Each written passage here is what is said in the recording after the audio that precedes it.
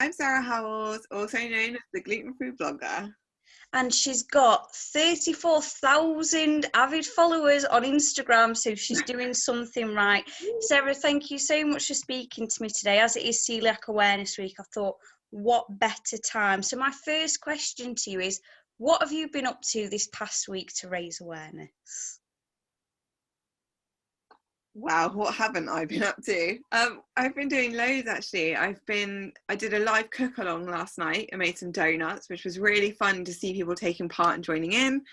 I've done a live question and answer session with a celiac specialist dietitian. So it was really nice for people who've been struggling to get answers to have someone there who could just answer their questions.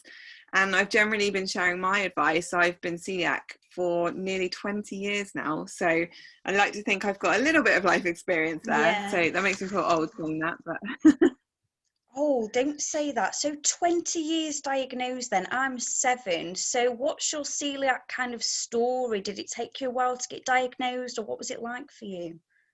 So I was diagnosed when I think I was 12 or 13 years old. So it was 2002. And I kept getting kind of stomach aches, but none of like the major kind of gut symptoms that some people get. But I was very short as a child. I looked very skinny, like, I wasn't eating. And my mum was like, well, she doesn't stop eating, so there must be something wrong. And kept going to the doctor, and they kept saying, oh, maybe it's lactose, maybe it's dairy, not sure. And it wasn't actually until my GP was off sick and my mum took me back to a different GP, and he was like, have you thought about testing for celiac disease? And we were like, well, what is it? Had the test, got a positive result, and I've been gluten-free ever since. So it was just the luck, really. I think I was probably having stomach aches for a couple of years before it was picked up, but once it was picked up, it was relatively simple. And 20 years ago now. Wow. Do you think there are any misconceptions about celiac disease? I think the main misconception is, especially when it comes to eating out, that gluten-free and celiac sometimes slightly different, because when you have celiac disease, you have to be really careful, as you know, about cross-contamination. So where some restaurants say they have gluten-free menus, a lot of them are brilliant, but then you get the odd few that maybe don't they fry stuff in the same oil as gluten stuff, or they don't have a separate preparation area. So I think it's just that awareness that celiac isn't just a fad.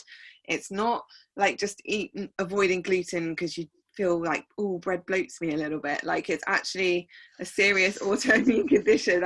I see you had that one before, rolling your eyes. Honestly, it's with me, it's crazy because you get sick to the back teeth of explaining that it's not just a stomach ache. Like, I Yeah. remember going to, my favorite is Toby Carvery. I used to get this like honeycomb dream sundae there that I think they've taken off the menu now, so this is a few years ago, and it used to come with a flake in it, and they said it's gluten-free apart from the flake, and it came out with a flake in it, and I said, I'm really sorry, like, I can't have this, you'll have to remake it because cross-contamination. And stupidly, like, but the thing is, when you've got your parents and your family encouraging you, going, yeah, it'll be fine, like, they'll be careful. And I remember it came out and I was thinking, I probably shouldn't eat this, because I knew they will have just taken the flake off or whatever. And I did eat it, and I got so desperately sick, and I was just like, if people understood it was more than preference and feeling sick. I don't know if you've had an experience like that before. I think it's happened to all of us, and I quite often find it a lot easier to almost say to a kitchen now, like, that I have an allergy, it's a gluten allergy, because I think sometimes when you say celiac disease, you just get a really blank look, and you can tell they're thinking, I don't know what this is and I don't care. Whereas, like, if you say I've got an allergy to gluten, suddenly they're like, oh my gosh, an allergy, this is serious. So it does help to kind of perhaps make them understand better the fact that you literally can't have any gluten, like not even a crumb. Yeah. I remember once I went to a cafe and I ordered a gluten-free chicken sandwich. It was like a chicken mayonnaise sandwich. And this really baffled me. This is like my weirdest experience. The waiter came out and said, the mayonnaise has got a little bit of gluten in it. Is that okay? Number one, since when does mayo contain gluten? Number two, what do you mean a little bit? Number three, it's a gluten-free effing sandwich. What the hell are you talking about? So I'm not rude to people, but I was like, no, that's not okay. But you know, like how he obviously got like confused or something, but it's some, you have really bizarre experiences. And I wondered if you could tell me, if somebody who's just been newly diagnosed, they feel overwhelmed and anxious about the diagnosis, what kind of advice would you give them to sort of finding their way into their new gluten-free lifestyle?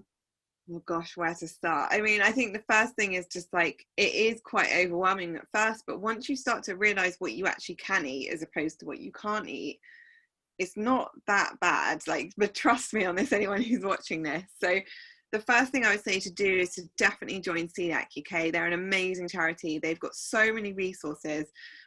Two of my favorite things they do is they've got a barcode scanner app, so you can actually go around the supermarket and scan foods and it tells you if it's safe, and if you've got any other intolerances you can put that in as well.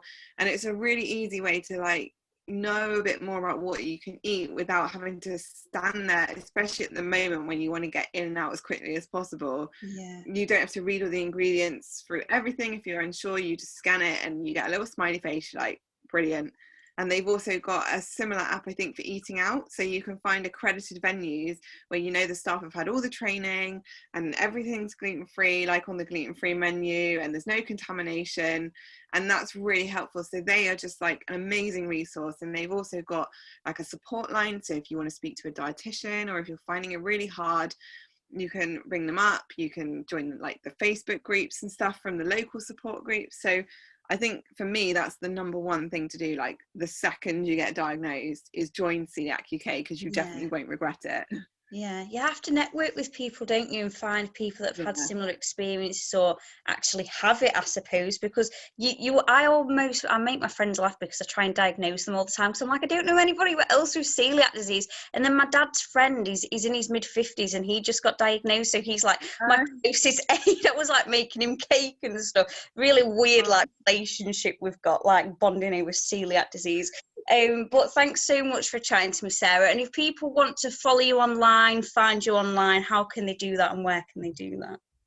So I run a website called The Gluten-Free Blogger, which is theglutenfreeblogger.com. Loads of recipes, tips, reviews, places to eat out on there. And I'm also at GF Blogger on Instagram, where I post all sorts of things. So yeah, definitely come over, say hello. And if anyone's got any questions, I'm happy to try and answer them.